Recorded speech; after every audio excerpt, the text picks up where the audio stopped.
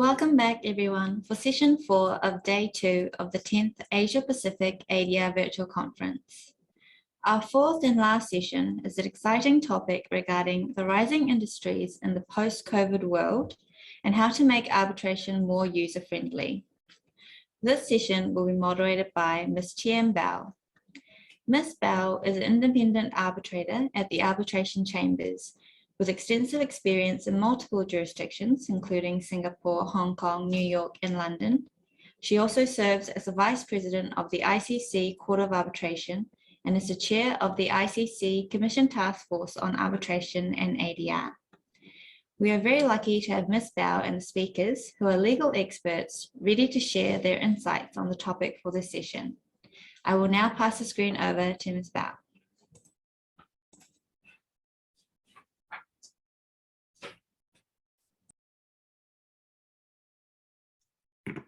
Thank you very much, Ms. O. It's a pleasure to be here and welcome to the last session of the day. I think that we like to say that we've saved the best for last, and certainly I think based on the topics that we have prepared, our speakers have prepared today, I'm certainly excited to hear what they have to say. The topic, as you know, is rising industries in the post-COVID world and how to make arbitration more user-friendly. With the advent of the pandemic, our lives are forever changed, and certainly existing industries have evolved and new industries are popping up. This session is really intended to be an introductory session on the dispute trends in emerging industries and that have become greater in prominence over the last couple of years. And our expert panelists will introduce the industry as well as explore ways in which arbitration can be more friendly and assist these industries as as disputes arise, as they have already done so, I'm sure, as experienced by the speakers over the last year. I will keep my introductions quite short. I know that we are delayed already, and so I will keep my introductions quite short, but we have first, and I think on my I like to say this to pretend that we're actually in the room together. On my right, I have Ms. Grace Yoon. Ms. Grace Yoon is a senior foreign attorney at the firm Lee & Co. She's a New York qualified lawyer and specializes in international commercial arbitration and has extensive experience dealing with IP disputes. And she will give us a nice overview as to the entertainment industry and the type of disputes that we're seeing in that area. The next speaker is Mr. J.M. Park. Mr. J.M. Park is currently Vice President and Head of Korea's Legal Department at Krafton, an information technology and services company headquartered in Seoul. Prior to joining Krafton, Mr. Park worked as Head of Legal for Deliver Hero Korea, and in private practice focusing on antitrust and litigation. Mr. Park holds an LLB and as well as and completed his LLM coursework at Seoul National. Mr. Park will be speaking on the online games industry. And then we have Mr. Chen Sung, who is a senior foreign attorney admitted in New York at Delight Law Group. Prior to joining Delight, Chen was the general counsel at several MNC affiliates based in Seoul, and he now represents clients in international transactions and disputes. Before moving in-house, he had worked at maritime and arbitration departments at a large Korean law firm. Mr. Chen will be speaking about startup tech firms. And then next on the agenda we have is Mr. David Mcarthur. He is the co-head of international arbitration at Anderson Mori, based in Tokyo, where he manages an integrated team across the firm's Pan-Asian office network. The office often handles technical cases, including biotech, pharmaceuticals, telecommunications, and online gaming. As an arbitrator, he is on the approved list of neutrals for WIPO and along with KCAB and other institutions. He will be speaking on biotechnology industries. We then have Mr. Yoon Tae, who is at Mayer Brown in Singapore and heads the arbitration practice for Asia. Yoon has over 20 years of experience in multiple jurisdictions, including Singapore, of course, London, Paris, and DC, Washington, DC. He is the current president of the Singapore Institute of Arbitrators.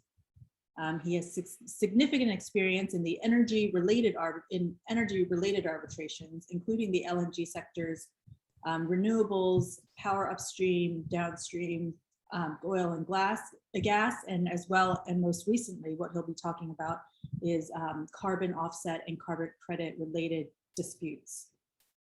And last but not least, of course, we have Mr. Cedric Saba.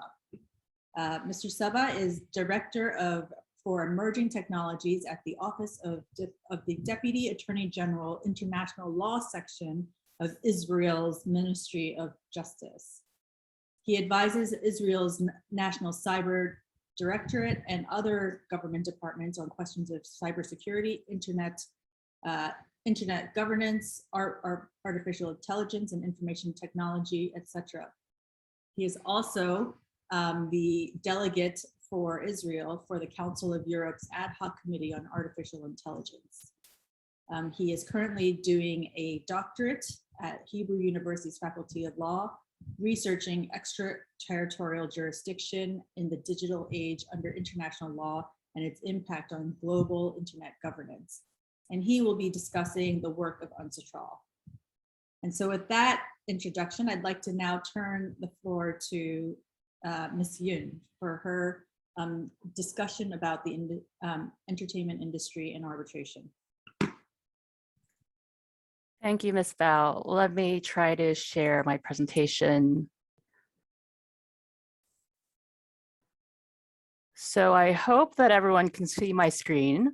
Well, anyways, good afternoon. My name is Grace Yoon from Lee & Co, and I have the honor of kicking off this session by speaking on the entertainment industry.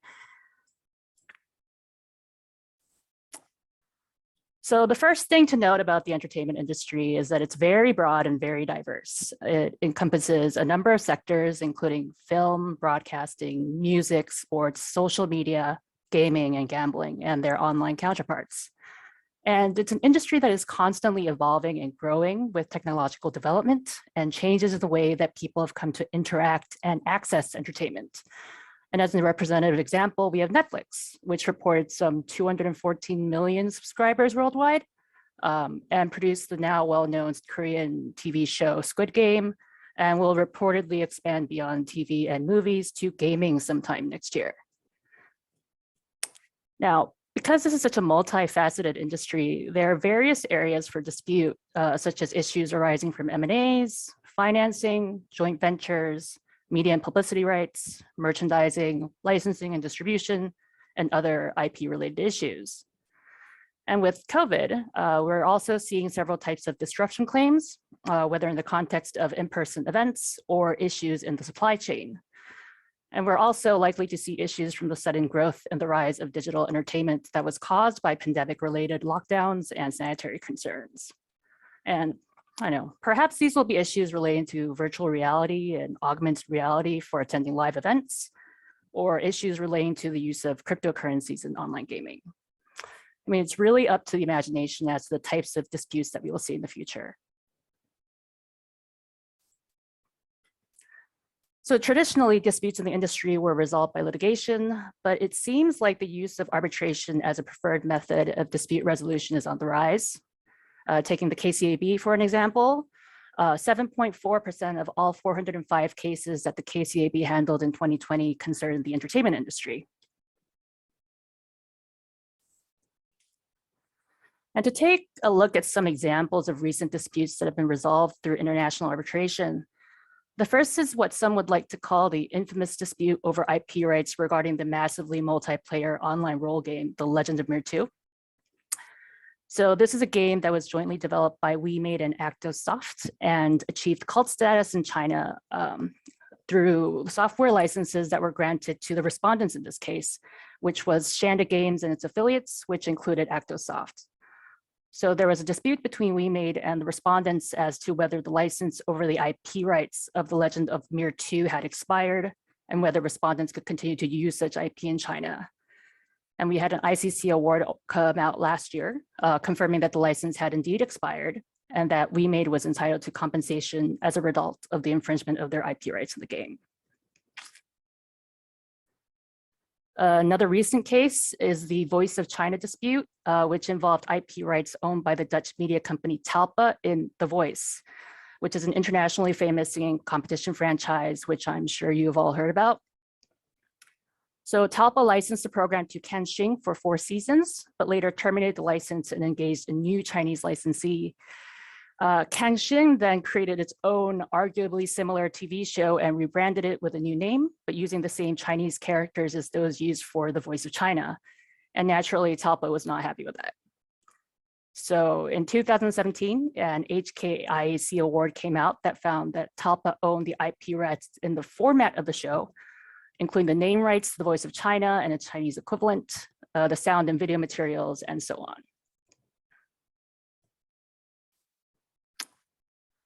So why should international arbitration be used for disputes in the entertainment industry?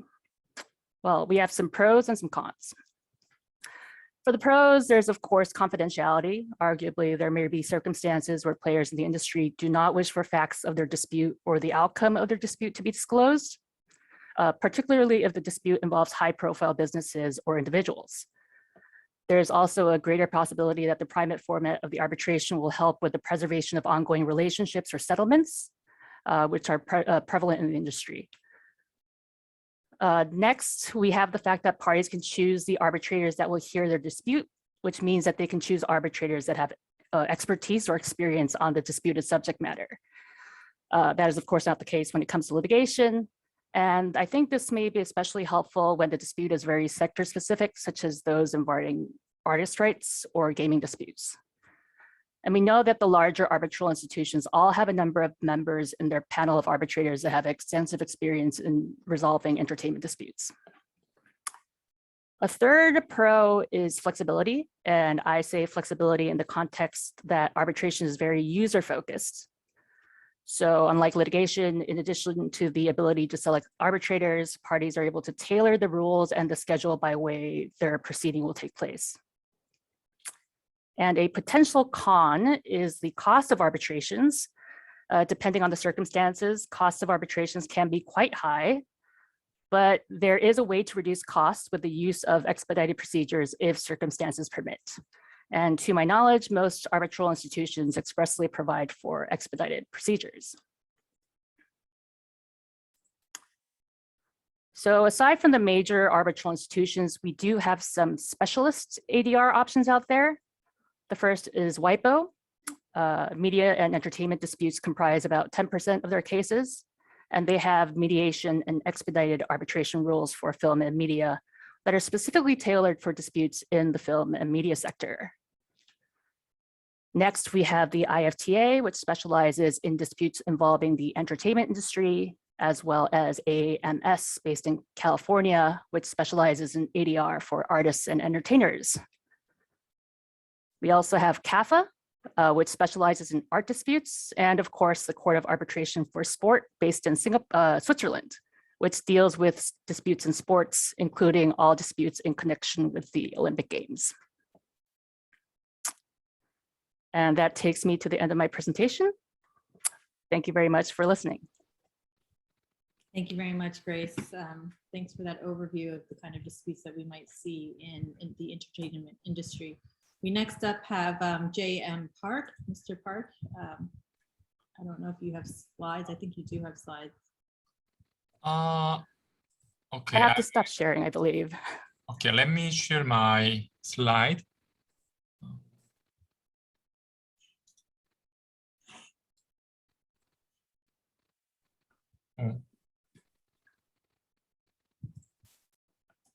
Oh, sorry. It's not.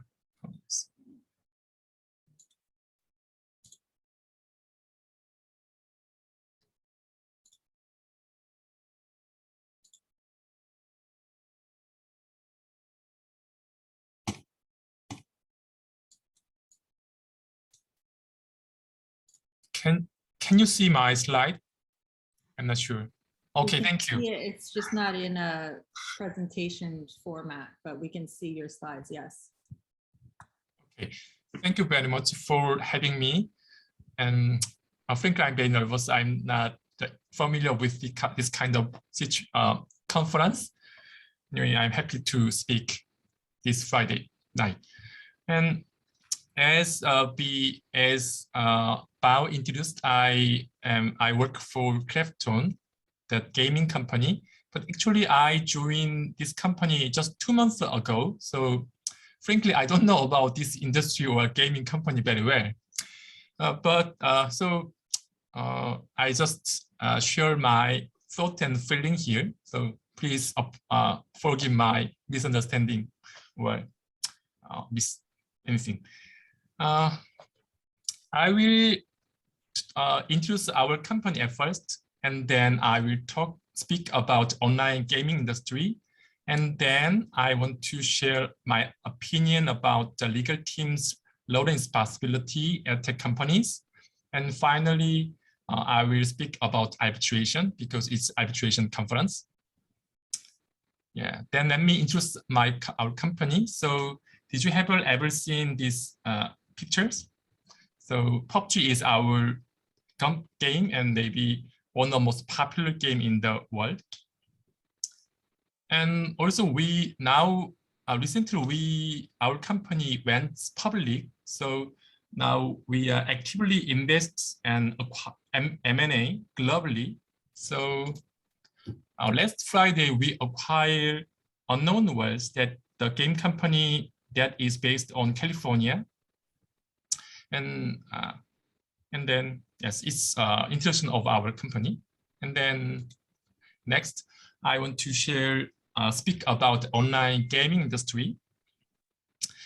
So new industry as excuse me, you might want to change your slides. We're not seeing. My slide didn't change, was not? Oh, sorry.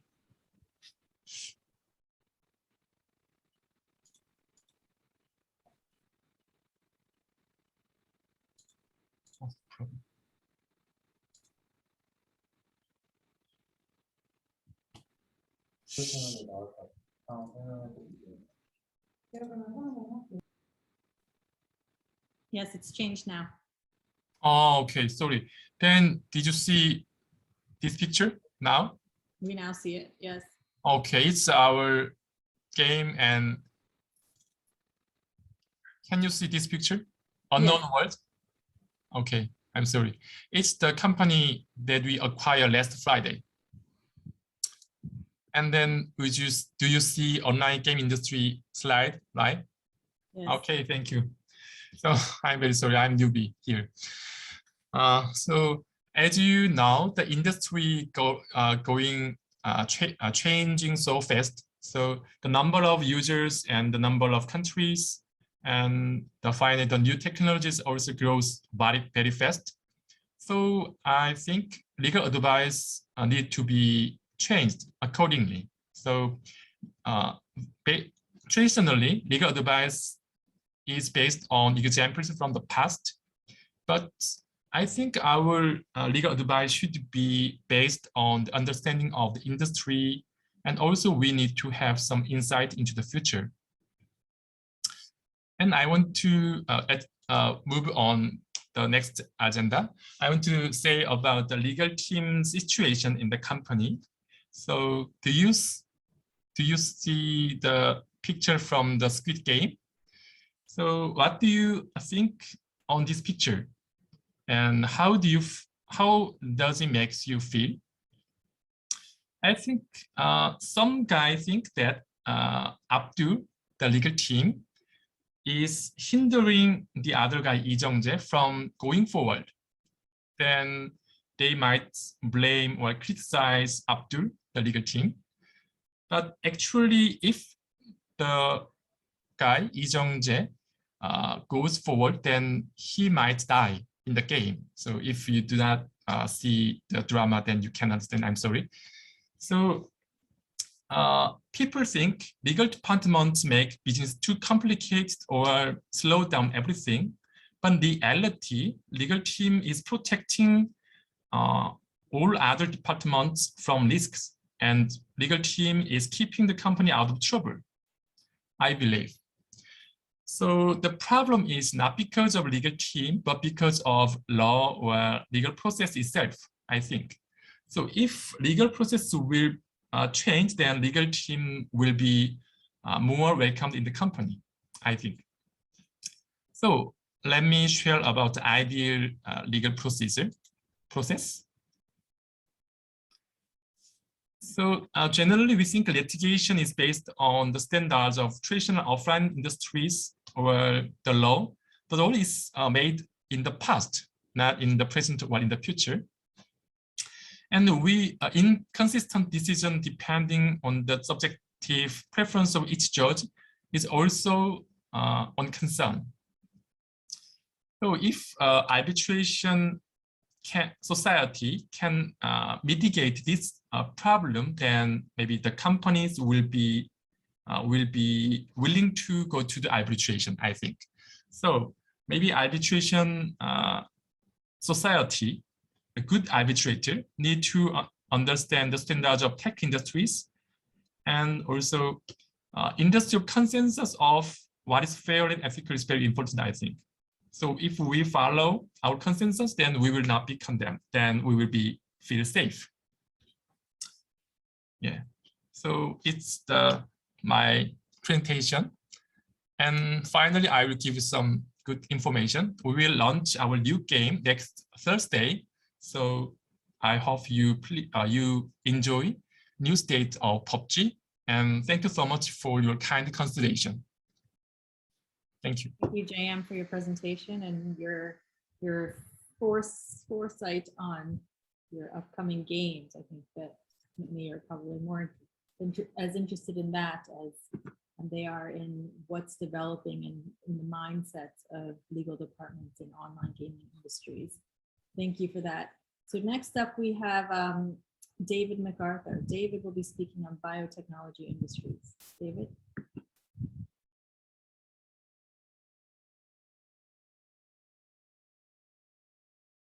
Mute. There we are.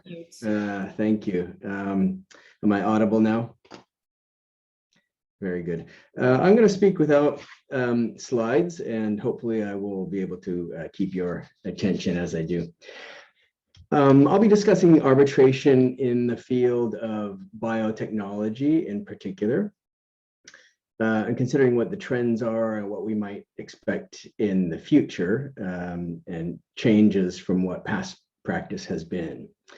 Many of the points are probably roughly applicable to many areas of technology, but I'm going to try to highlight aspects that are particular to this industry.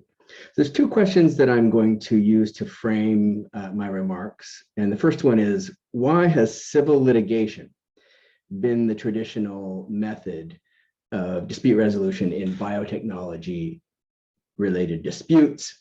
And the second question is, why might arbitration be an attractive or superior option, with a sort of a sub question of how can the arbitration industry provide what the biotech industry needs to make it more attractive. So the first question, why has litigation been the norm? I think there are several points to understand. And the first one is that historically it was not possible to arbitrate some IP issues, such as patent validity. Governments had sort of taken that upon themselves as an exclusive territory. They felt that IP and patents and their validity should be a governmental and regulatory task. For this reason, among others, IP and patent-related disputes tended to gravitate to the courts, which were thought to be the proper and effective venue. Another point, though, is looking back in history. Until maybe about World War II, most commerce was domestic. Between companies of the same country and operating in a domestic market, there was no compelling reason to consider an alternative to court. A third point, parties would prefer to have a home court advantage. And if they've got stronger bargaining power, they're going to use that. And often, my courts I'm going to see that as favorable to me. Looking post-World War II, with the boom in global commerce increasing decade by decade, in those early decades, the US was a major source of outbound technological innovation. And American companies had that bargaining position. So they often asked for disputes to be resolved in the US courts and believed that the US system, including jury trials, may be favorable to them. Fourth point, decisions regarding IP rights in technical disputes can have far-reaching implications, and parties were often preferred to be in court where they have the comfort of a stepped appeals process that can correct potentially bad decisions. So I think there are a number of reasons why this has been traditionally the standard in the biotechnology industry. But things are beginning to change, and I think they're going to continue to change even more. And that's what I'm going to sort of focus on from here. So first, let me ask, what is biotechnology? Simply put, it is technology based on something biological. Something as ancient and simple as agriculture or the domestication of animals would be a version of biotechnology. Obviously heavy on the biology, not so heavy on the technology. These days, there's a lot more technology based on very discrete bits of biology, and it's become a very broad and complex field that includes pharmaceuticals, biopharmaceuticals, medical treatments and devices, food processing, agricultural processes and technology, biopackaging, climate change solutions, just to name a few. It's an incredibly diverse area. But there are some aspects that are similar across many of those subcategories. The thing that I sort of want to highlight at this moment is that biotechnology is not just about science. It is about commerce. Of course, there are pure research aspects, but most of the industry is in it to seek markets and profits. So with that point made, I want to sort of step back and make this broader point. As human technology has advanced over the past century, one general effect of that is to produce swifter and easier travel and trade.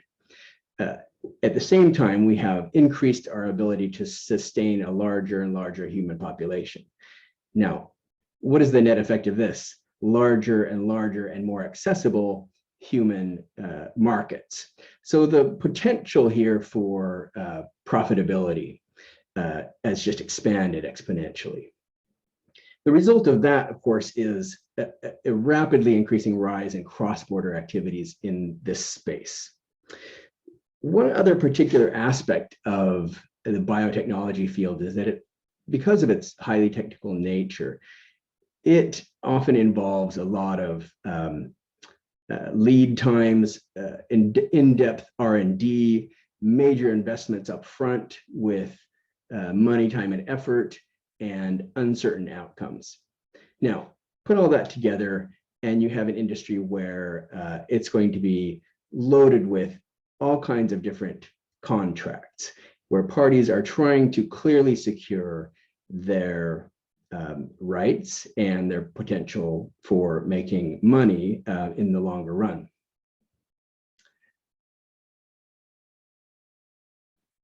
In that context, of course, with all the complexity, all of the potential for things to go right or wrong, and we saw several of the COVID vaccines in the past year that have some succeeded and some failed.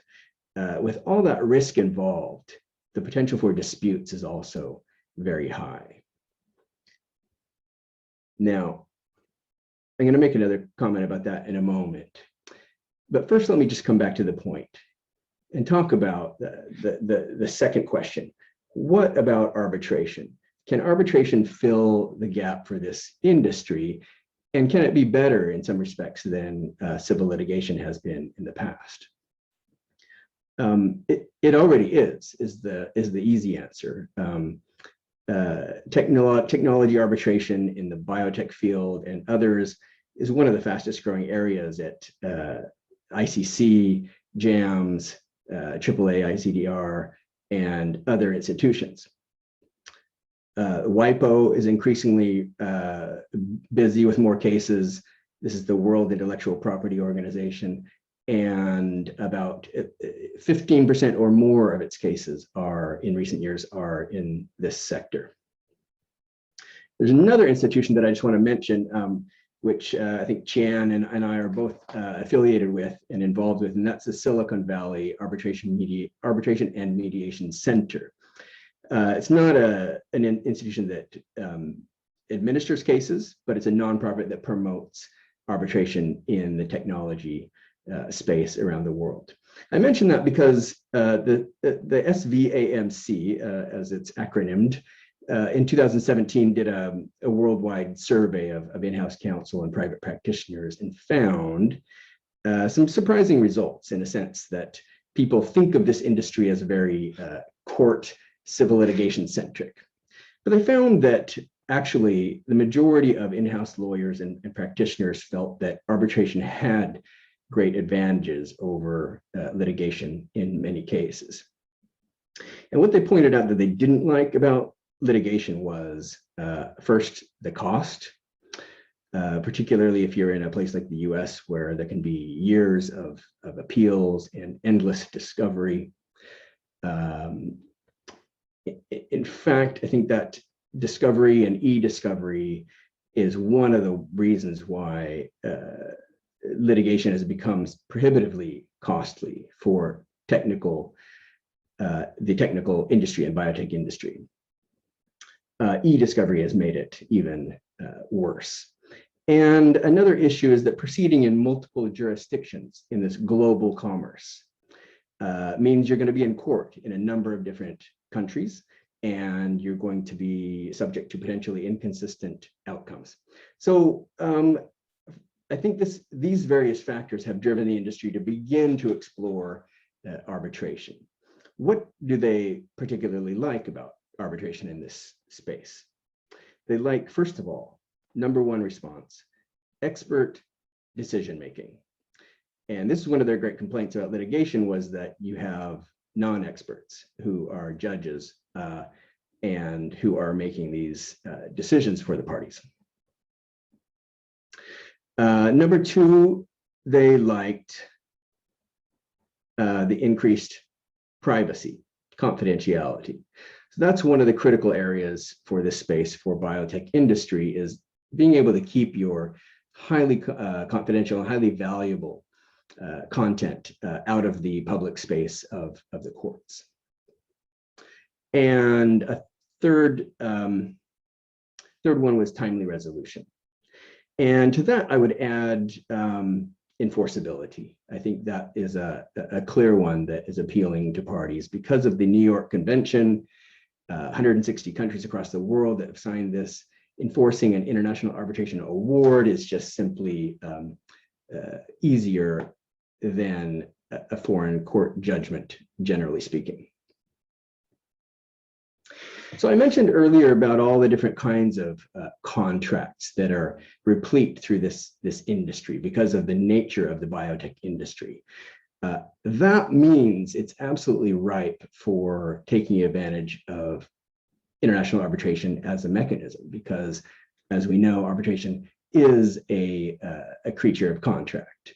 You've got to have a contract, and these parties are in contractual relationships. So they have the opportunity to take advantage of that, which makes it something that once the parties across that spectrum of this industry become comfortable with the process, it will naturally adapt to conform, to provide services and nuances that are tailored to this particular field.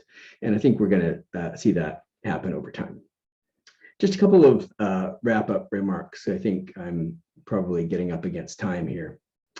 One of the key things that we need to see, I think, more of, and we do have it already, but that is in some areas, is identified lists of arbitrators who have technical background and also procedural experience with being an arbitrator in international arbitration. I think this comes up as a point of tension in many cases where do you want the technical expertise or do you want the experienced arbitrator that gives you some procedural predictability?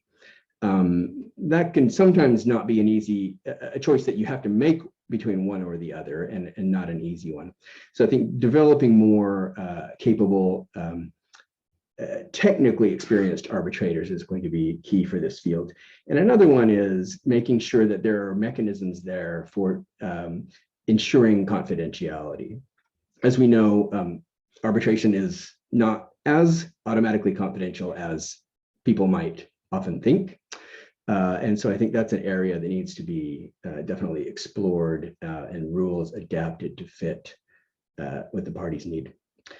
And my last 2 points will just be quickly. One, I think we need to have more of these kinds of events where we're introducing the idea of arbitration and its benefits, realistically, also noting its shortcomings to people who are in this field of biotechnology. And the other one is simply to note that I think the global market itself is going to drive this, because where it was once maybe, let's say, dominated by US companies, now you have Asia as a source of producing great new technology, and they're going to be the ones driving, with the bargaining power and with no interest in being in US court. US parties at the same time don't want to be in the courts of various developing countries that they may not have full faith in. So I think it's a great opportunity, and I think it's naturally going to result in a rise in arbitration in this space. I'm certainly one to encourage it. Thank you. Thank you very much, David. Very interesting to get your insights, and I do agree that more of these types of events would be helpful. In fact, one of the things that I said earlier during our preparation was that it would be helpful for us to expand all of our topics quite significantly to a whole day conference. So perhaps another time, KCAB. In the meantime, we've got Mr. Chan. Sun is at a startup, or will be speaking on startup tech firms, which traditionally have not chosen arbitration, but I think we'll hear from him as to what the status is these days. First, can I do a mic check? Can everyone hear me okay? Yes, you have a bit of echo, but we can hear you. I can hear you anyways. Okay, sorry. I had to resort to a backup plan. So. We can hear you, it's okay.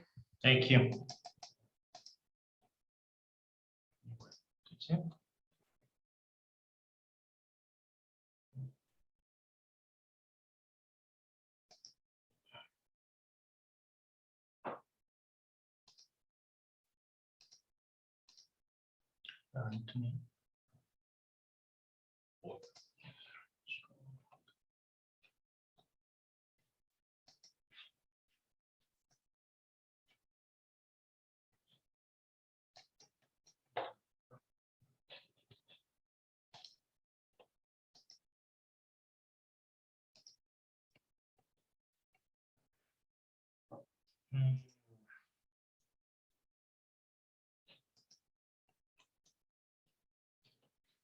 Could the KCAB, yeah, oh great, thank you. If I can get that in slide mode, next page, please. Yeah, so as Chan explained, I'll be talking about the startup ecosystem here in Korea and how they resort to dispute resolution. Next page, please. This is just basically my background in more full term. I think the important part is that I used to be part of the IP team and arbitration team at Bakem and Lee, where David and I overlapped. I didn't overlap, but we worked, but we knew each other. Next page. This is a disclosure that as a foreign lawyer practicing here in Korea, I present to to people who are listening. I am a New York admitted foreign lawyer here in Seoul, and I work with my Korean colleagues, and I'm not an expert on Korean law, although arbitration is one of the rare areas where I can speak a little bit more freely. Next page, please. So I'll be talking about, again, the startup ecosystem in Korea, talk about the types of contracts typically seen in the startup clientele that we work with, and thirdly, how the dispute resolution method of arbitration plays into the ecosystem. And hopefully we'll have a chance to talk about how to promote arbitration in the ecosystem itself. Next page, please. So this is to tell you about the ecosystem in Korea. In 2021, as of October 28, there was a new investment in the smaller startup industries totaling about 615.9 billion Korean won, which is, covering 92 deals. And deals exceeding 30 billion between 2021 August and October, as I said, was 92. Next page, please. So despite this huge ecosystem and what seems to be a lot of money coming in, most of the clients that we see are at the very early stages, hoping to reach Krafton's level of success, now ultimately as a unicorn. But what we find is that the contracts that we see typically are not very well prepared. You would expect as a smaller company starting out that there would be some sort of shareholders agreement. But surprisingly, there are a lot of companies that start out on a handshake. And as the business has to reach a wind-up process, you find out that you didn't have a shareholder agreement to really facilitate that process. If a company starting out is able to survive and they're able to get some venture capital funding, then many of them execute a template, redeemable, convertible, preferred share agreement that's prepared by the venture capitalists. And if they're successful with the funding to maybe develop a technology, then you will see them execute IP licensing agreements with bigger companies that want to commercialize that technology, or even make not just do research for commercialization, but also to manufacture and sell. And if the technology is something that is viable, then a lot of them will execute M&A agreements for the technology itself. Next page, please. But in what we found in these contracts is that they don't resort to arbitration as a potential dispute resolution method. And it's not a prevalent idea in the Korean ecosystem anyways. First of all, as we told you, we're lucky if shareholders give a thought to the contract itself, let alone the dispute resolution provision itself. And a lot of the times, the shareholders in Korea, they heard about the Korean court system, and very few of them actually know how the arbitration system works. So they're reluctant to go down that path. The RCPS template form that the VC use here in Korea, first of all, you don't have much room to negotiate as a startup company, and we represent the startup companies over the VCs in most of the cases. And the Seoul District Court is the de facto dispute resolution center with Korean law applying, and there's not much room to leverage. As David mentioned, when you have the superior bargaining power, then they dictate the terms of what you do. When foreign companies acquire technology or use services, whether through an IP agreement or a service agreement, again, they're the ones who have the superior bargaining power, and they usually prefer litigation in their courts. And very few startup companies here in Korea can argue against that, because they're actually looking at the potential income as the bigger issue, and they're not worried about any potential disputes down the line. And finally, amongst the lawyers that apply in our ecosystem, a lot of them don't like arbitration as a dispute resolution a mechanism. I mean, I was fortunate enough to come from shipping, where arbitration is very, very prevalent.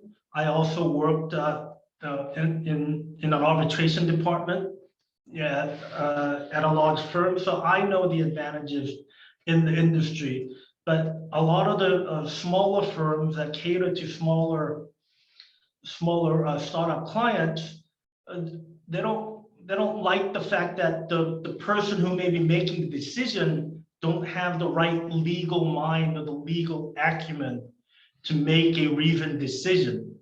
They feel like the judges probably have a better grasp on the issues, legal issues, than the potential arbitrators.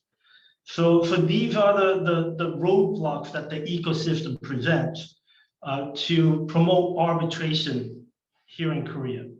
Next page, please.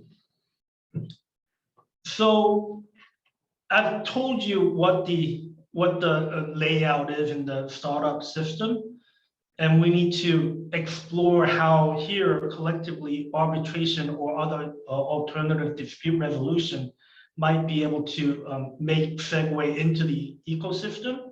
And hopefully, if we have a chance to talk, we can talk about how the VCs or fellow lawyers in the ecosystem or the clients themselves may be promoted, or how arbitration may be promoted into these three columns.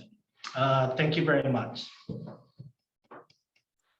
Great, thank you very much. It sounds like yet another plea for more education to the industries and the relevant stakeholders. Next, we have Yoon. Yoon will be speaking on climate change related disputes, which is quite timely given COP26 and the conference going on in Europe. Yoon. Hi, everyone. First of all, thank you to KCAB and the organizers for inviting me again. This is my favorite time. My old friends, David, Chan, you all know this is my favorite time to visit Korea. And I'm so sorry I can't be there in person, despite the VTL with Singapore. But this is better than nothing. So today I'm speaking about climate change. It's not particularly COVID related, but it's still timely because, as Chan says, COP26 is happening in Glasgow and still in midstream. For those of you who don't know what COP26 is, it's basically the UN climate change conference, and it's the most important climate change conference in the last 5 years since this big treaty called the Paris Agreement. And I think you can get by the newspapers every day without actually seeing some reports on it. Key takeaway, if you just want a summary of what I'm going to say, I came to this panel with the task of discussing areas which would give rise to a lot of disputes. And I think climate change is an obvious one. It's climate change policy making is going to accelerate around the world. Governments, companies are falling over themselves to make promises, declarations of net zero commitments. And climate change is real. It's climate extremes are real. It's not a myth. It's not fake news. And these policies that are going to be put in place, whether by legislation or voluntarily, are going to impact all businesses for the decades to come. And what that also means, it's going to affect all of us, whether we are as citizens, as consumers, or as investors. And the aggregate effect of that is going to mean that there will be disputes all over the place. And a lot of these disputes in the climate change world can be quite technical. And as Xian mentioned, we can have, in fact, there have been whole conferences devoted to this.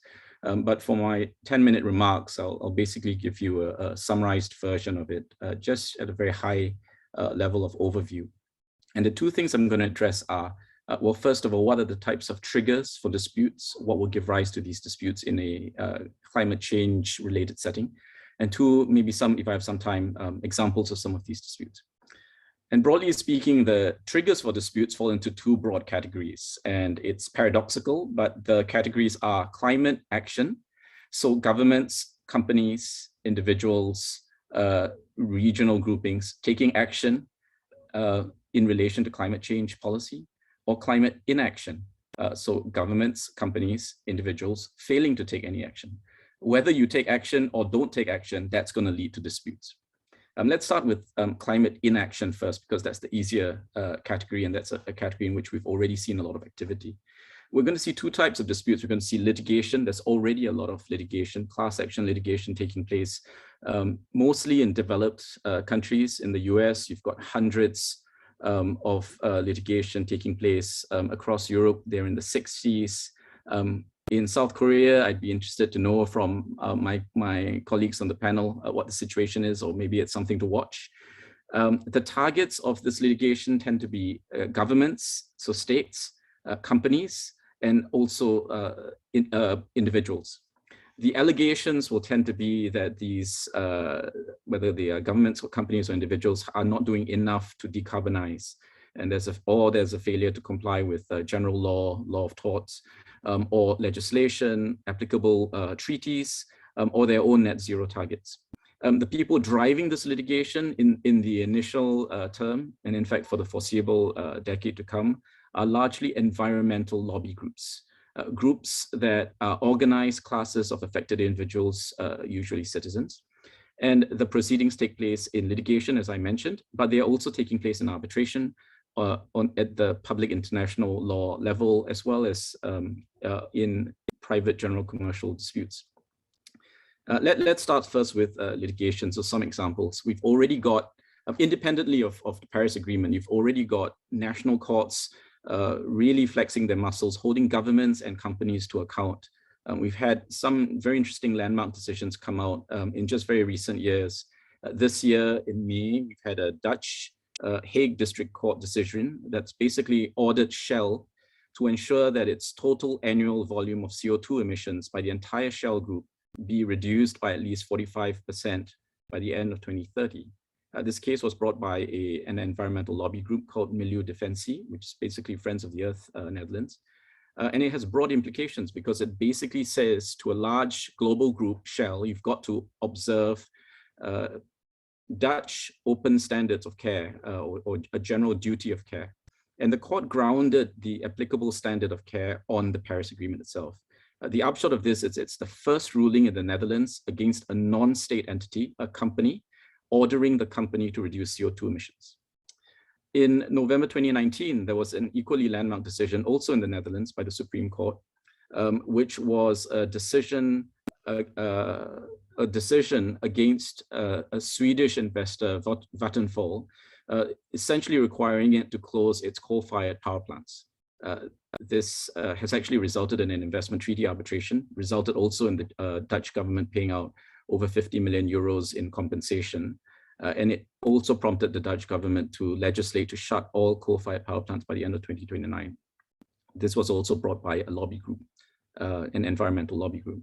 We also have German litigation filed by a farmer in Peru. Some of you may have heard about this. This is against RWE, the largest German energy utility company. It's a case that dates back to 2015 when a Peruvian farmer living below a glacier basically sued the German utility for contributing to global warming and therefore contributing to the melting of the mountain glaciers near his hometown. Interestingly, in 2017, the German regional court admitted the case, and it's gone all the way up to it's gone to an evidential stage of the hearing this year, with researchers producing evidence that essentially support the plaintiff's, Mr. Layer's case. So when this case is ultimately decided, it's also going to have far-reaching implications for companies in Germany. And these numbers of cases are just going to increase. In fact, there are already litigation trackers that monitor this. I had a look at it today. There are about 60 plus cases. The countries are Netherlands, Germany, France, Belgium, Australia, New Zealand, South Africa, Brazil, Argentina. And I ask again, when are we going to see some for South Korea? Probably soon. I see Chan sticking his hand up. I don't know whether he's agreeing with me. But yeah. Some of these arbitrations that are challenging governments for inaction will also come in the form of investor-state disputes. In 2016, there was a Canadian investor who sued Barbados for failing to provide full protection and security under the Canada-Barbados Investment Treaty. Interestingly, in that case, it wasn't in dispute that Barbados didn't do enough. That was admitted. But the tribunal still found that on the specific facts of the case that there wasn't a failure to give full protection and security. I think the tribunal's summary conclusion was there wasn't that much more that Barbados could do. It didn't do very much, but it still wasn't good enough. Interesting decision. I think we'll have lots of others of these sorts of cases coming up, and not all tribunals will agree on the same fact, with the outcome on the same facts. We're also going to see state-to-state arbitrations, class arbitrations coming under treaties, but this depends on what happens in Glasgow over this period and a few coming years. Because basically the Paris Agreement is premised on a bottom-up strategy. Basically, governments and companies make their own voluntary commitments for net zero by a certain deadline, but there's no enforcement mechanism for it. But there is a lot of debate over whether the treaties should have an enforcement mechanism, and the enforcement mechanism typically discussed is an arbitration protocol or an arbitration annex. So I've talked about the examples of climate inaction. Let's talk about climate action. So there will be a lot of climate action. Some of the climate action will result in governments essentially making policy that that could be described as expropriating directly or indirectly a particular business. And that's going to give rise to investor disputes. We already have a lot of these. There are at least 5 investment treaty cases against Colombia, 2 against Canada, 2 against Netherlands, one of which is the RWE case that I mentioned a while ago, where essentially the claim being brought by the investor is that the state has expropriated or somehow diminished the investor's investment in violating a treaty, thereby giving rise to compensation. There's another important category, which is the category of climate policy flip-flopping or rollbacks of climate justified measures, where you have a government taking climate change related measures, implementing them, but because of politics or because there's a disagreement over the effectiveness or the merits of the policy, you have a rollback or you have a pullback of the policy after investors have already, money tends to follow hype. So basically investors will have invested in climate change related projects. It's also this big area called climate finance. And a lot of the climate finance and climate change related projects require a high level of subsidy. So if any of these subsidies are diluted in any way, they will give rise to treaty cases. We've had a lot of these cases against Spain. We have 3 now still going on against Spain, 3 against Italy, 1 against Germany. We have the first ever case against Japan. And I see some friends in the audience from Japan, certainly an area to watch. And I say again, question mark as to whether something like this might happen with Korea and any other countries in Asia. What else? We'll also see cases about just more general cases about renewable energy projects. Most of you will know that there's a major shift towards renewables. So apart from disputes arising in relation to a rollback of policy, you'll have disputes that just arise in the context of a construction project, a renewable power project, construction and infrastructure related, or any kind of dispute along the entire capital chain. We have carbon capture and decarbonization projects as well in the US. Carbon capture and storage, or CCS projects, are flavor of the month right now. There are about 130 something of these cases, of these projects rather, and they cut across all industries: cement, steel, heavy industry, power, and they're very expensive to execute, as I mentioned. So they require subsidies, such as the US government's carbon credit scheme, or they require climate finance. And if any of the elements of the the formula for the investors' project financing is changed along the way during the life cycle of the project, that's going to lead to a dispute. And then finally, as Qian mentioned, there are also what I call carbon credit harvesting. That's my own phrase, carbon renewal projects. Because one of the things that's happened in the last 10 years is that carbon credits went from being just something that's theoretical and discussed and not very expensive, not very lucrative because it's seen as not very mainstream. Today, the value of carbon credits in the world of voluntary trading of carbon credits has gone up like at least 10 times. And there are discussions about how this is still just the beginning, and over the next 5 to 10 years, you're going to see that go up another tenfold. If the value of carbon credits goes up, and just by way of background, carbon credits are necessary because if you're a polluting company, one of the ways to meet your net zero commitments is not to reduce your polluting, but in fact to invest in carbon credits or carbon offsets. With the rise in the value of the carbon credits, we're going to see concession type disputes. Those countries with large forests or who have deforested, they can basically enter into reforestation or afforestation programs, generate carbon. Essentially, that's a bit like a mine that makes carbon credits. So we're going to see disputes that arise as well, which are like a typical natural resource dispute, which has the complexities of politics, commerce, as well as the technical aspects of carbon credits.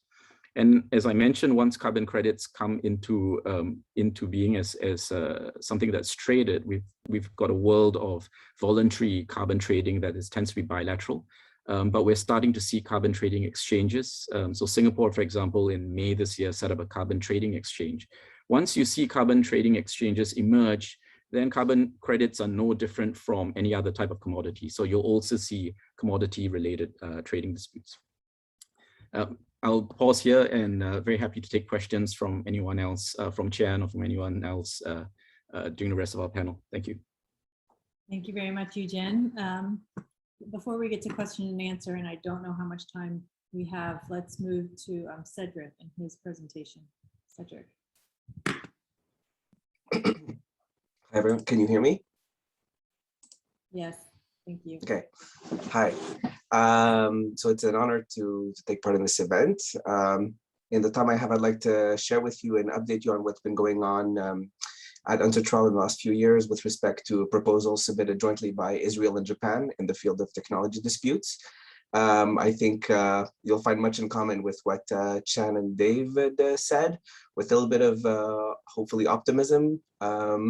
So before getting into the Japan-Israel proposal, I'd just like to mention that in Israel, we've made it a priority to enhance our legal framework for cross-border dispute resolution.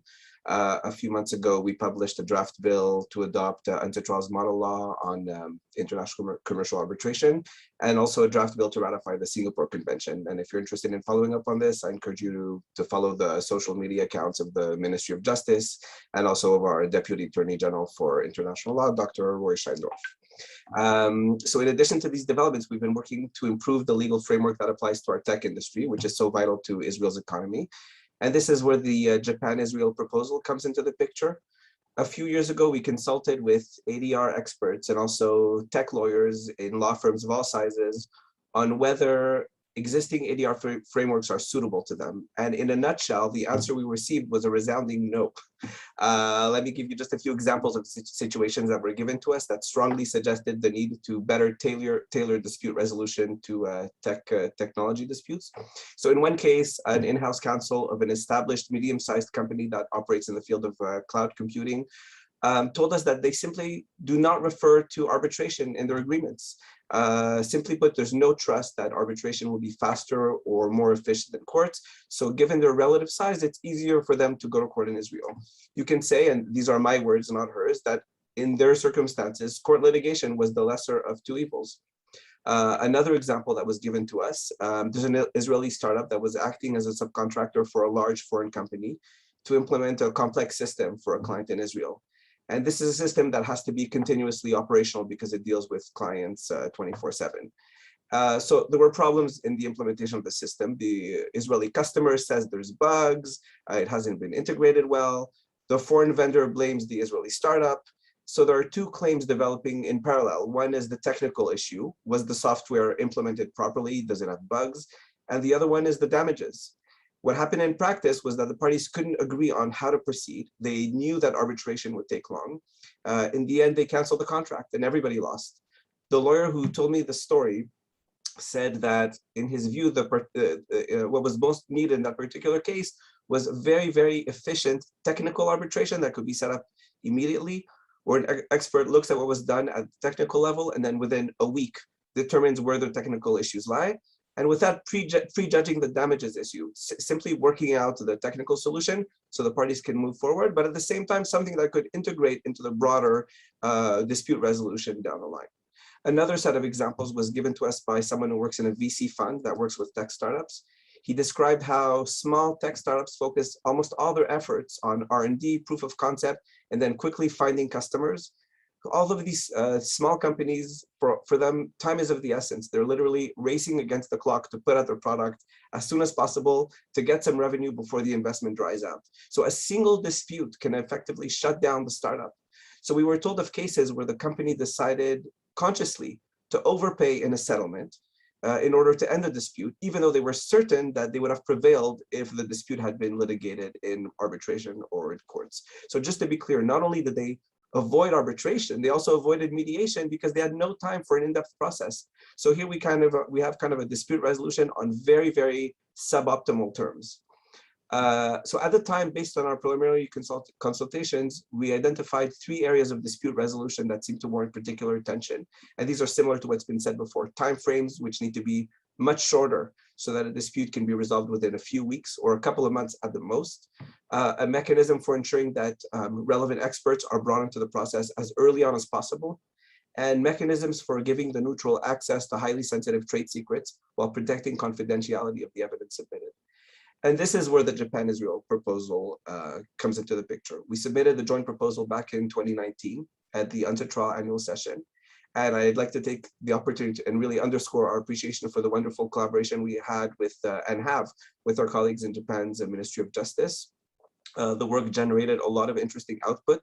And I'm really convinced as ever that our work will provide added value. And I should note also that we were grateful for Korea's support for the proposal. I should say the proposal excluded specifically IP disputes and also B2C disputes. IP disputes because we already have the WIPO set of dispute resolution rules, and B2C because consumer contracts have a very different legal framework and bring their own unique set of challenges. So given that we were operating within UNCITRAL, we wanted to focus on more standard commercial transactions. And also our proposal was based on our own like bottom-up research, but on other external developments that we noted. I'll just point them out briefly. One was the work that's being conducted by the Silicon Valley Arbitration Mediation Center. Another one is an interesting survey that came out in 2016 from Queen Mary University of London together with Vincent Masons, focusing on technology disputes. And also we noted the establishment of an adjudication scheme by the Society for Computers and Law in the UK, with a 3-month framework for resolving disputes. So our proposal was very much built or fed into these initiatives as well. So specifically at the time, we had suggested that UNCITRAL dedicate resources to investigate the need and feasibility for future work in this field. And we were grateful that the proposal was supported. So since then, the UNCITRAL Secretariat convened an experts group that Israel's Ministry of Justice helped organize, and that took place about a year ago. Over the course of the meeting, we challenged the experts to try and address the question posed to us by initial consultations, namely, how can we facilitate dispute resolution that is agile enough for the fast-paced world of high tech, and also that the parties can have faith in. Now, we felt we couldn't ignore the bureaucratic questions that are no less important. So for example, would such a system for dispute resolution replace already existing mechanisms in UNCITRAL, such as arbitration rules or mediation rules, or do we need something new, a non-prescriptive instrument that can be combined with an existing mechanism? Is there a need for a different procedural arrangement specifically for technology disputes? So the experts that took part in the discussion came from various backgrounds: academia, attorneys from high-tech companies, international arbitrators, and also representatives of the finance sector. I'll just summarize quickly some takeaways, and then I'll update on where we're at right now. So one takeaway was really stressing the need for speed. Current timeframes aren't quick enough.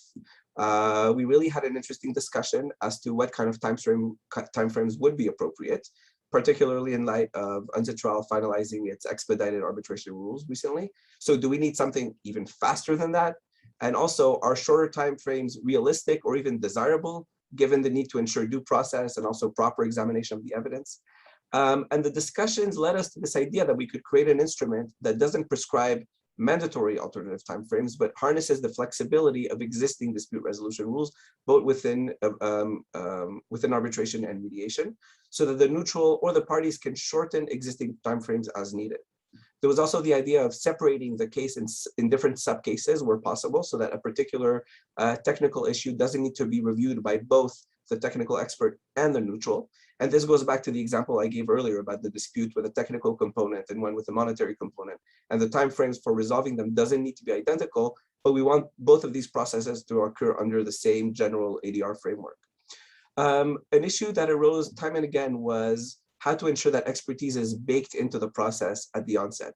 So there was a proposal for a default rule to appoint an expert immediately when the dispute commences. The issue of confidentiality and data protection was flagged as highly important. It's not unique to high-tech disputes, but the issue seems to come up more frequently in those cases because companies guard their algorithms very tightly. So here too, it could be useful to have some kind of default confidentiality arrangement that applies to the neutral, the parties, and the experts. There seemed to be consensus that if a new instrument were to be developed, it shouldn't take the form of another completely new set of dispute resolution rules, but that rather it should integrate into existing UNCITRAL texts, and it would facilitate the work of practitioners in the future by providing like modular solutions that feed into existing rules, so that the neutral doesn't have to start from scratch every time. And we had a discussion on definitions, what constitutes technology disputes. So on one hand, we want to future-proof our definition, but at the same time, there's the risk of being so broad and generic that we'll fail to capture what we're really going after. So where are we now with all this? So in the summer of 2021, UNCITRAL decided to organize in March 2022 a colloquium during the spring session of Working Group 2, where all of these issues will be discussed, along with another proposal from Japan to take stock of broader issues regarding dispute resolution in the digital economy. For this colloquium, the UNCITRAL Secretariat is putting together an informal drafting group that's composed of external experts to prepare samples of draft provisions to address various specific issues for tech disputes that can be discussed by Working Group 2. Specifically, we have in mind the creation of an annex that would be composed of different model provisions that are tailored to technology disputes. So for example, we could have a draft provision on access to digital evidence, another one on timeframes, another one on case management, on confidentiality, and parties in their dispute resolution clause, they would then be free to incorporate the annex either in whole or in part, in addition to the standard arbitration or mediation rules that they want to incorporate. And we think this document could be really helpful to focus the attention of Working Group 2 during the colloquium, and we really hope that this can then form the basis of a full Working Group mandate to create a new UNCITRAL technology dispute text. So we at the Ministry of Justice very much look forward to continuing to work with our partners in Japan, the UNCITRAL Secretariat, delegates to UNCITRAL, and the experts who are dedicating much time and effort for this endeavor. And we invite those of you who may be interested in this topic to contribute to this work by putting out studies, comments, and blog posts, and being in touch with us generally. Thank you very much. Great, thank you very much, Cedric. Really brought a different perspective to this conversation, so thanks for sharing that. I know that we have already gone over, I know we started late, but seeing as we are the last session of the day, I propose that we just wrap up unless there are any particular questions from the floor. I did see some comments, but not necessarily questions. And so it leaves me to kind of just wrap up quickly and say that my observations, or my kind of based on what I've heard, is that certainly these disputes are on the rise, to watch out for them. For those of you who are new into the industry of international arbitration, to look at these fields and see how you might wish to specialize or learn more about these areas where very few people know anything about. It seems from the in-house counsel that education is something that is much desired. on not just arbitration, but ADR. And I think Cedric wrapped it up nicely by talking about the bespoke nature of how ADR might work with many disputes, and how we might want to be looking at a broader framework for resolving disputes in general for the future kind of disputes that we will see in these new industries. And with that, thank you very much for joining us today, and thank you to the speakers. Thank you to the audience for sticking with us to the end. I think I now pass it back to the organizers at KCAB. Thank you. Thank you all for the wonderful discussion. Just before we have you off, if we could take a group photo. So I'll count to 3. So 1, 2, 3. Okay, great. Thank you so much.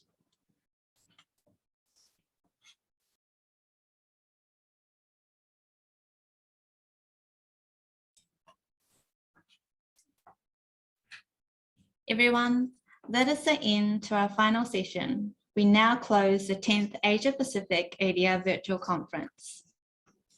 I hope this conference has been a renewed opportunity for you all to learn and connect within the ADR community virtually. We could not have held such a meaningful event without the participation and support of all our speakers and attendees. So once again, thank you very much to everyone who has taken their time with us today. The 11th Asia Pacific ADR Conference will be held on the 9th and 10th of November 2022 in Seoul, Korea. So we hope to be able to see you all in person next year.